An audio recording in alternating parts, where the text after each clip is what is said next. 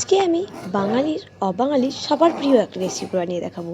রসগোল্লা, নরম নরম গরম গরম। প্রথমে আমি ছানাটাকে ভালোভাবে বানিয়ে নিয়েছি। এবার আমি একটি সাদা কাপড়ে একটি পাত্রে আমি এটিকে ভালোভাবে ধুয়ে নেব, কারণ আমি যেহেতু পাউডার দিয়ে করিনি, লেবুর রস দিয়ে করেছি, তাই একটু ধুয়ে নিলে তেতো ভাবটা চলে যায়। এবার আমি ভালোভাবে এটাকে ফ্যাটিয়ে নেব। এটাই কিন্তু আসল পাট রসগোল্লার। এটা যতভাবে ময়ানটা ভালো মতো দেবে তত সুন্দর হবে। আচ্ছা, এখানে একটু কর্নফ্লাওয়ার ইউজ করে দিতে পারো তোমরা চাইলে, তাহলে এটা ভালো টাইট টাইট হয়। আচ্ছা, আমি কিন্তু দিইনি। এরপর আমি লেচি পাকিয়ে কেটে কেটে নিয়েছি। এবার দেখো, চিনির সিরা বানাতে দিয়ে দিয়েছি। আবার একটু জলে আমি আমুল দুধ গুলতে দিয়ে দিয়েছি। এবার যেটা করতে হবে, এই দুধটাকে আমি কড়াইয়ের মধ্যে ঢেলে দেবো, যেন ওপরের যে ময়লাটা সেরার সেটা উঠে যায়। আচ্ছা, এইভাবে সুন্দরভাবে ঢেলে দেওয়ার পর আমি এই সেরাটাকেও সুন্দরভাবে পাকাতে থাকবো। ভালোভাবে হতে হতে আমি কি করব, এগুলোকে যখন তুলে নেব, তুলে নেওয়ার পর যেটা করতে হবে, এই শিরাটার মধ্যে এবার একটা একটা করে রসগোল্লাগুলোকে ছেড়ে দেবো।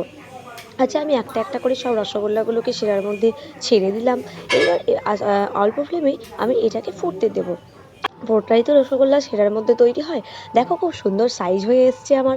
হ্যাঁ, এটা কিন্তু খেতে খুব সুস্বাদু আর সুন্দর হয়। এবার আমার রসগোল্লা ইজ রেডি। এটা কিন্তু খুব সুন্দর খেতে হয়েছিল। আমি নাড়িয়ে চাড়িয়ে নিচ্ছি। আচ্ছা, এটা কেমন লাগলো কমেন্ট বক্সে জানিও, কিন্তু এটা আমার ফার্স্ট টাইম। আচ্ছা, যাই হোক, দেখো আমি এগুলোকে নাড়িয়ে চাড়িয়ে নিচ্ছি। সাইজটাও বেশ সুন্দর চলে এসছে, ঠিক যেমন 10 টাকা সাইজের হয় সেই রকম। আমার রসগোল্লা ইজ রেডি। কেমন হয়েছে অবশ্যই কমেন্ট বক্সে জানিও। Thanks for watching. ভিডিওটি ভালো লাগলে অবশ্যই লাইক, শেয়ার, সাবস্ক্রাইব করে দিও চ্যানেলটিকে। Bye bye.